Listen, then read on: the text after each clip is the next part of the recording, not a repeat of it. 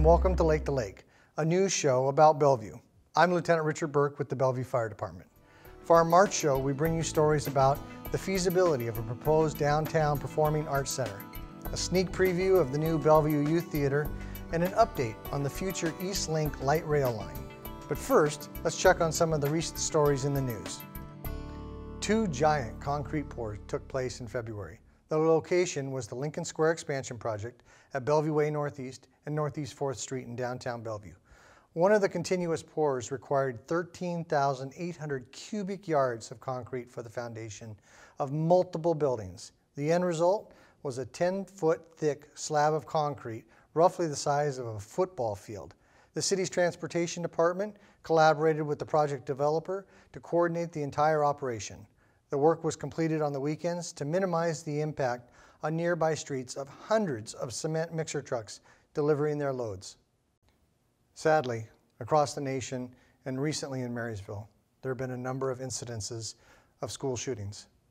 The Bellevue Police Department and the Bellevue School District have taken a proactive approach in dealing with a potential active shooter scenario. Recently, police met with parents and school personnel to share some of the best ways to prepare for the worst. We're going to talk today about the mental preparation you all can do.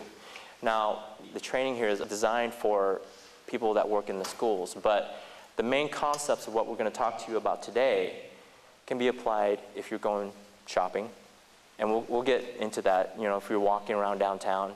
We'll get into that a little bit further about those things. Why do we need to prepare? The key of this is that if you haven't prepared mentally for this fight or flight response during this active shooting incident, what happens is that you risk basically freezing for that hot second, or maybe 5-10 seconds, because you're still processing it and you haven't thought about it. So, and because you haven't thought about it, the cognitive reasoning as to what am I going to do right now is not there. The active shooter incident requires dynamic thought and change with the situation, because across the board, it's been dynamic. It doesn't just happen in one spot and stay there. Columbine, they started outside in the exit, walked the way through, they went to the library, were shooting people. It continued down the hallways. And so people that were still in the schools could hear that coming towards them or going away from them. So it's dynamic. It wasn't stagnant. It moved. So that's why it requires that you've got to sort of think on your feet. You have to know your situation. Do what is reasonable to survive. So here's some examples, some what-if questions. Now this is all, like, once again, within the school environment. An example is, what if I hear shooting and screaming down the hallway in the middle of a passing period or lunch? What if you're watching TV? An example at home situation would be, what if you're watching TV with your family and the door gets kicked in? Your front door, you hear it. Obviously, it's not somebody friendly, right? What if I'm walking through the mall and I'm about to go into someplace to eat burger, and you hear gunfire down the hallway, you hear screaming? That's an example. What are you going to do during that time? So you ask these questions and you answer them. Run. Well, depending on the circumstances, because you may not be able to run. Because the active shooter, keep in mind, incident is dynamic, go the opposite direction. Hide. Well, if you're in a restaurant, you may not necessarily know where the hiding places are, right? Those are things that they have thought about.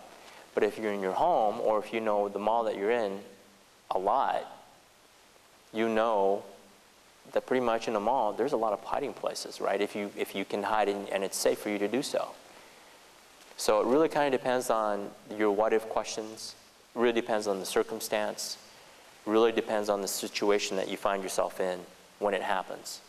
Fight. It's in red for a reason, right? Last resort. If you've done what you can, if you're in a movie theater and you're at the very top corner and you can't get out and the shooter is coming towards you and you don't have a choice, okay, maybe for a second you have to fight. But remember, you got to commit to that. And you see us, put your hands out, because that's the first thing we're looking for.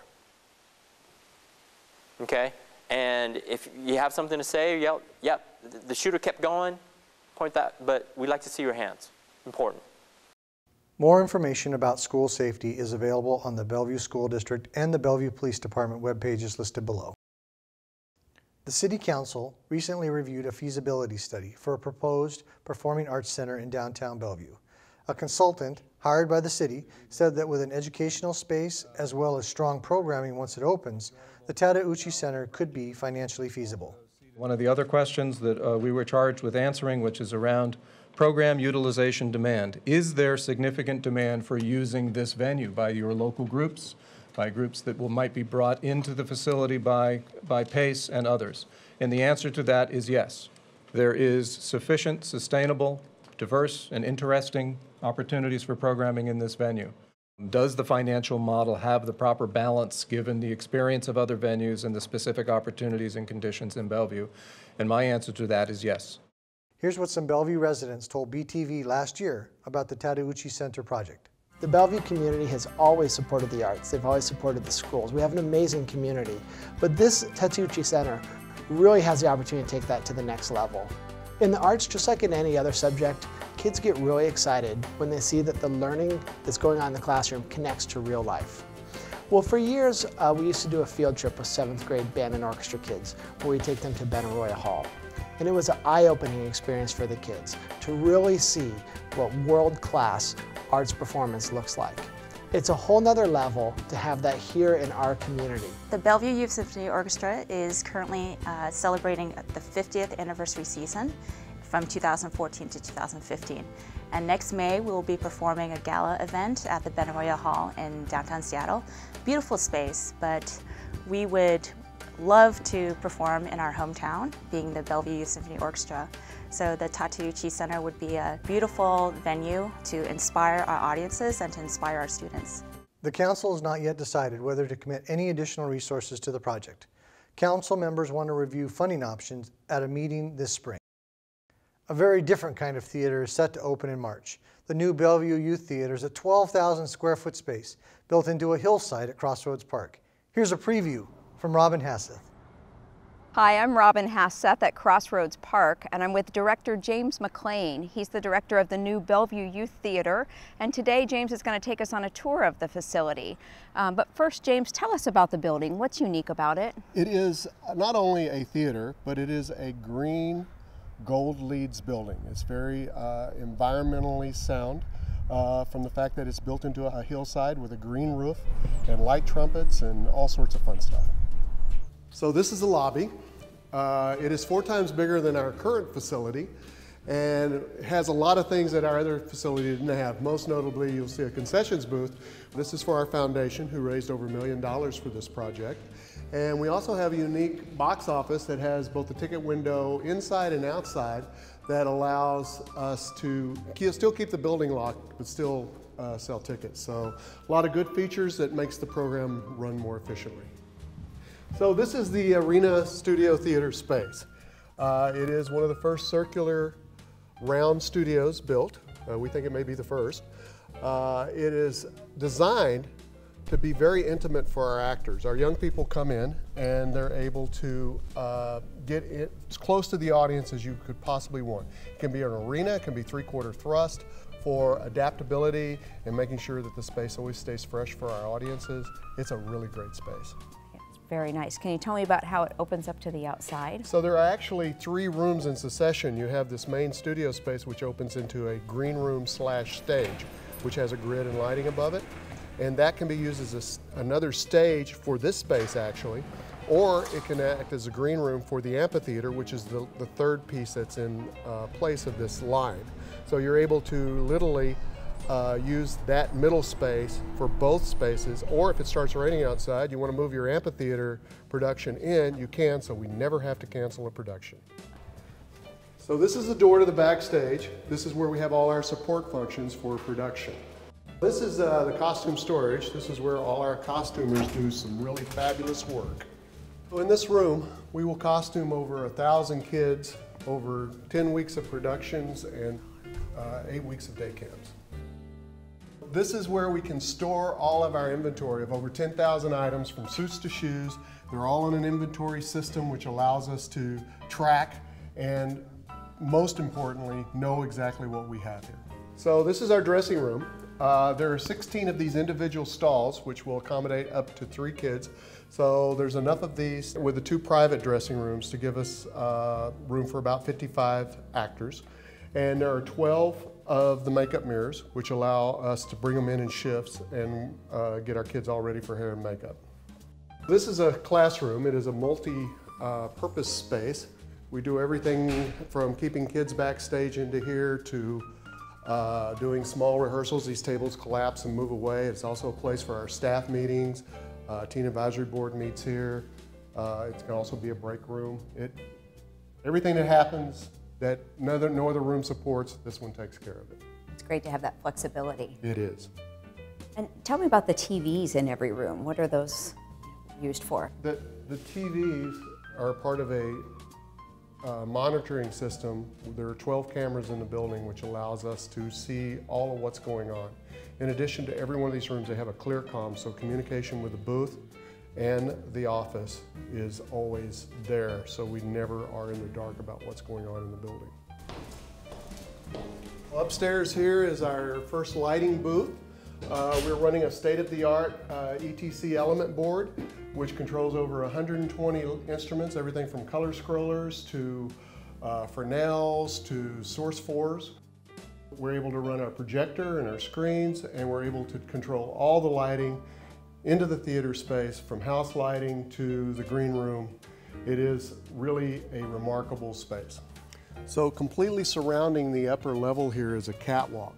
This catwalk is more than just a place to access lights and do technical things. It is also an acting space, a very, very powerful acting space, because you're directly over the audience. It is one of the great features of this building. Well, that's the end of our tour here at the beautiful new Bellevue Youth Theater.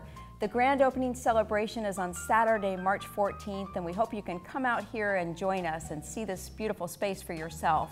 And James, if people want tickets to future shows or more information, who should they call? They can give us a call at 425-452-7155, or they can email us at byt@bellevuewa.gov. Great. Thanks so much for the tour today. Thank you, Robin. Appreciate it. The East Link Light Rail project is scheduled to begin construction in 2016. Here's Kate March with the city's community outreach team to explain how Bellevue is working with Sound Transit to reduce project impacts. Hi, I'm Kate March, the City of Bellevue's East Link Community Outreach Lead. As you're likely aware, light rail is coming to Bellevue. The East Link project is in the final stages of design, and plans for what the system will look like once it's built are being completed. As part of this process, the City of Bellevue is working with Sound Transit to plan mitigation for East Link's impacts. So what is mitigation? Here's a quick look at some of the measures that residents can expect to see. Mitigation is the effort to avoid, minimize, or offset project impacts, and addressing it is an important part of ensuring that East Link fits with the unique character of Bellevue.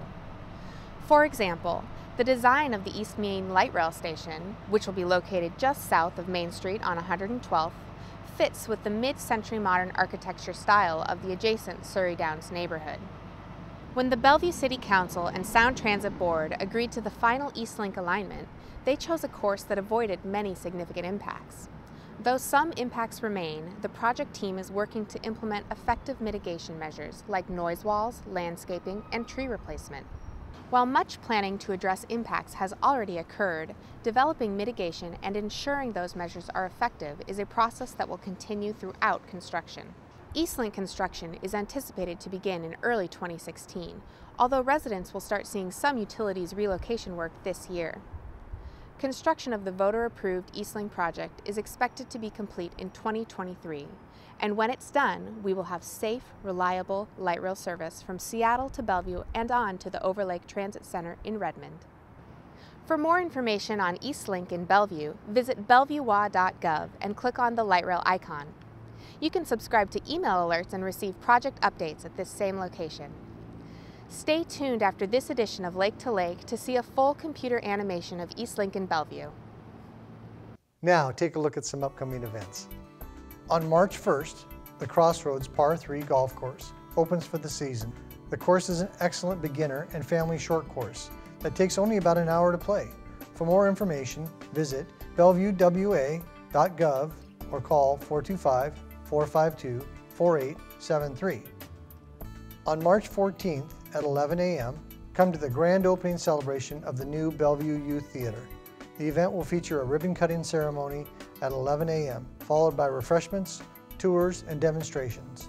For more information, call 425-452-7155 or email byt@bellevuewa.gov. On March 14th, come to the March Mania Plant Sale from 10 a.m. to 2 p.m. at the Bellevue Botanical Garden, Aaron Education Center. The event will feature unique specialty plants for your spring garden. For more information, visit bellevuebotanical.org or call 425-452-2750. And March 28th at 9:30 a.m., come celebrate the new gym and park improvements at Hidden Valley Park. The project is a partnership of Boys and Girls Clubs of Bellevue and Bellevue Parks and Community Services. For more information, call 425-454-6162 or 425-452-6885. That's our show for March. We hope you enjoyed it. For more information about the featured segments, visit us online at bellevuewa.gov. I'm Lieutenant Richard Burke. Thanks for watching this edition of Lake to Lake.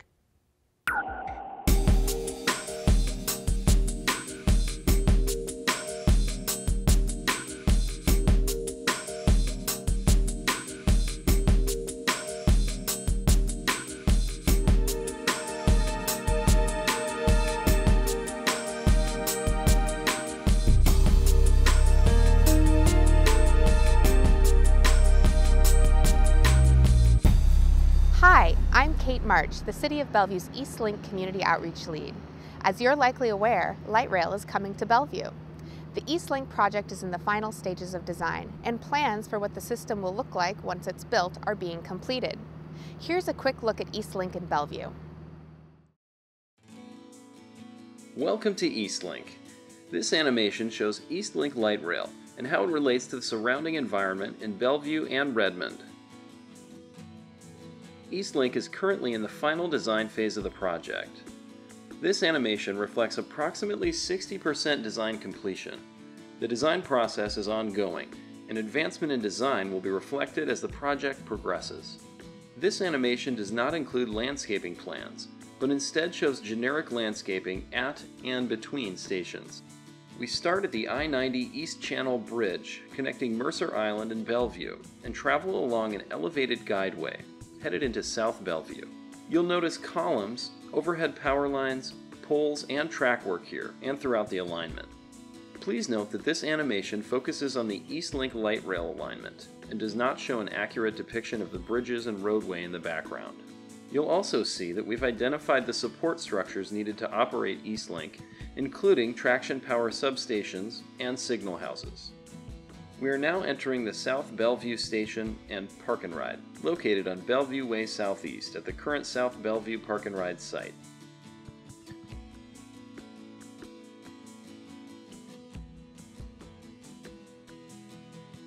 Each of the East Link stations will accommodate trains with as many as 4 cars. This animation shows the stations in gray. You can view renderings of each station's proposed color palette and landscaping plans on the East Link website.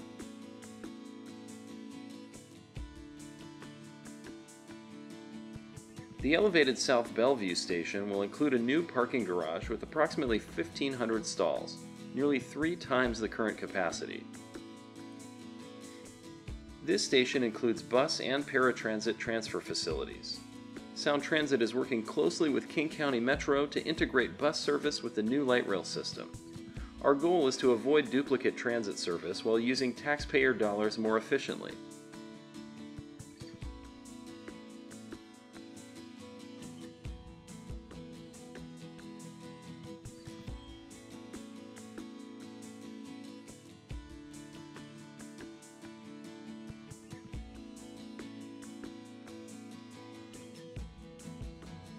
Exiting the South Bellevue station, light rail descends as it travels north into a trench in front of the Winters House.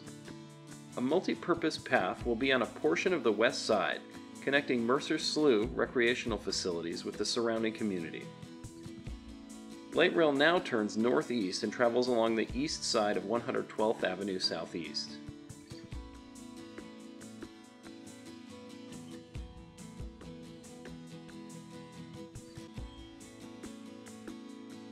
The roadway becomes elevated over the light rail tracks at Southeast 15th Street, where light rail transitions to the west side of 112th Avenue Southeast. Represented is the 60-foot separation line of private residences from light rail, adopted by the Bellevue City Council in the Land Use Code Amendment. There will also be a dense 30-foot landscape buffer between the track and residences. Noise walls are represented throughout the alignment. However, the location and height of the noise walls has not yet been finalized. There will be an emergency-only access gate to the Surrey Downs neighborhood at Southeast 4th Street.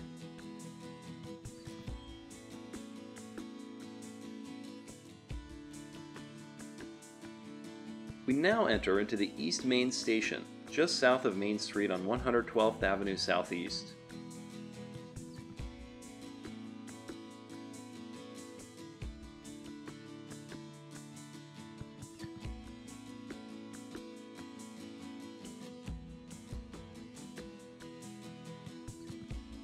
The surface station provides increased transit access to surrounding residences, students, and businesses southeast of downtown Bellevue. A new pedestrian crossing of 112th Avenue Southeast at the south end of the station links the east and west sides of the street.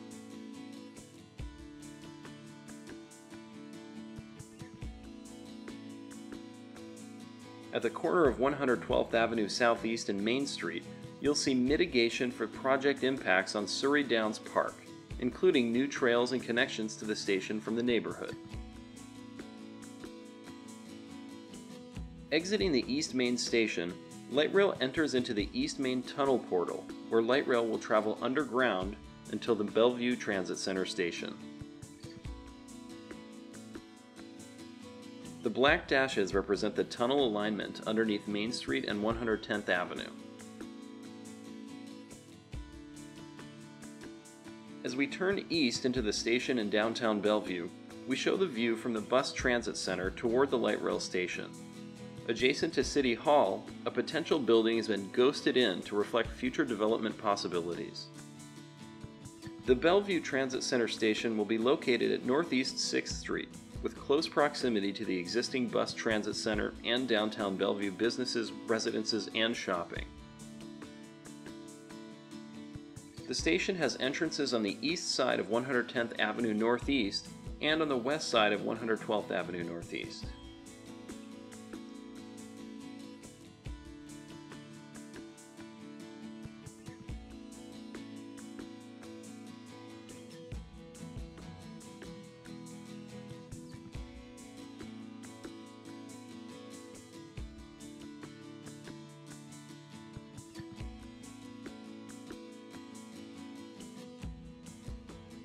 Crossing over I-405, we come into the hospital station, located just north of Northeast 8th Street.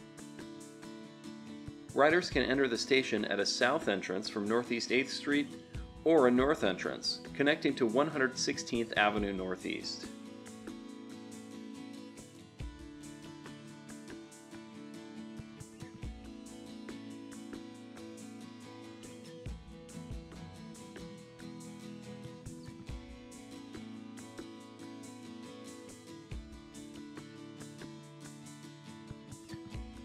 The north entrance provides important pedestrian access to the nearby medical facilities and connection to a future multi-purpose trail planned by King County in the East Side Rail Corridor. This elevated station includes a passenger and paratransit drop-off area located directly east of the station.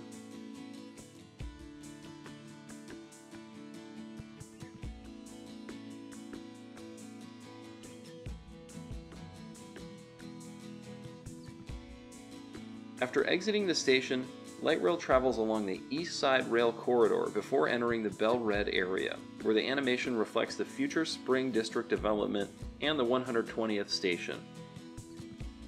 Sound Transit is working with the site developer to negotiate a public-private partnership for designing and building this below-grade station. light rail will accommodate future growth and planned transportation improvements in the Bellevue corridor, including the city's improvements to 120th and 124th Avenues. After passing beneath 124th Avenue Northeast, light rail will be elevated. As we approach 130th Avenue Northeast, the guideway returns to street level and enters the 130th Street Station and Park and Ride, located between 130th and 132nd Avenues at Northeast 16th Street.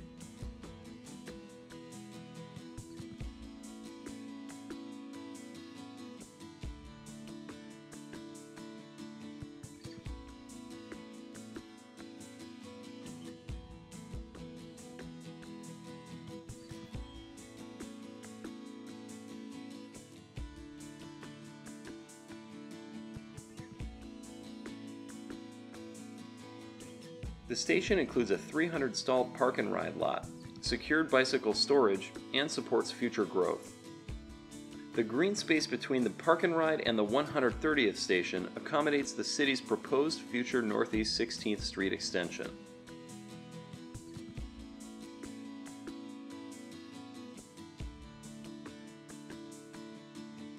Continuing at grade, light rail travels down the center of the roadway along Northeast 16th Street. New roadway and urban design improvements like sidewalks, bike lanes, and planting strips will be added to meet city code requirements. Crossing Northeast 20th Street, Link enters the State Route 520 corridor and begins to climb onto an aerial guideway.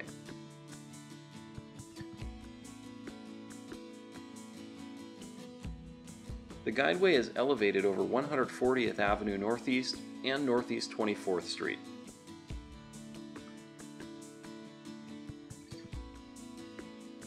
After passing over 148th Avenue Northeast, light rail stays adjacent to the freeway and descends as it enters into the Overlake Village Station, located north of the existing Overlake Village Park and Ride on 152nd Avenue Northeast. A passenger vehicle drop-off area is accessible from 152nd Avenue Northeast, just south of SR 520 and north of Northeast 24th. The station's design is consistent with the City of Redmond's 152nd Corridor Study and the Overlake Village Neighborhood Plan. Sound Transit is working with the City of Redmond on a partnership to build a bridge that will serve pedestrians and bicyclists on either side of the freeway.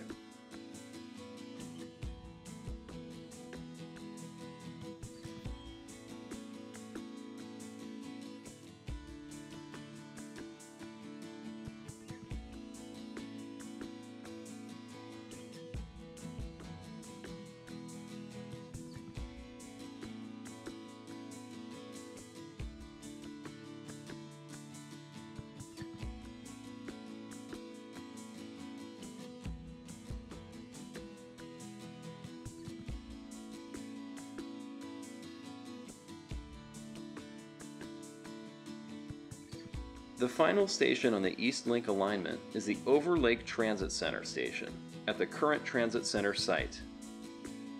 This at-grade station is a major transit hub with connections between public transit, paratransit, and private transportation services. The station also provides increased parking to accommodate approximately 300 cars and secure bicycle storage. Sound Transit has reached an agreement with Microsoft, who will fund a bike and pedestrian bridge across State Route 520 and other improvements at Overlake Transit Center Station.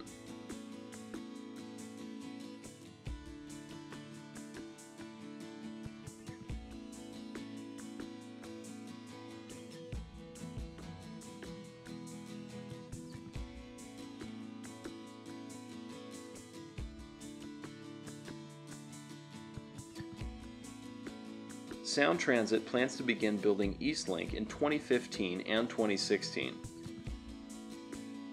Passenger service is targeted to open in 2023. Thank you for joining us on our tour of East Link in Bellevue and Redmond.